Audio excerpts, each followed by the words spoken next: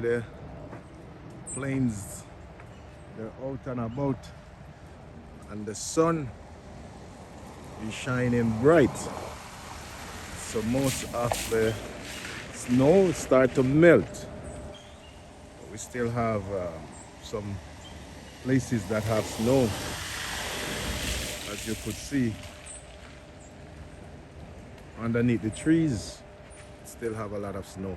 The ground is still on the trees because it's warm, so all those snow that on the trees, it's turning into water. As you could see, it's melting and it's dropping.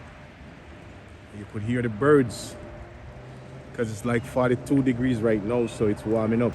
It's not cold, so as you could see, the water is melting.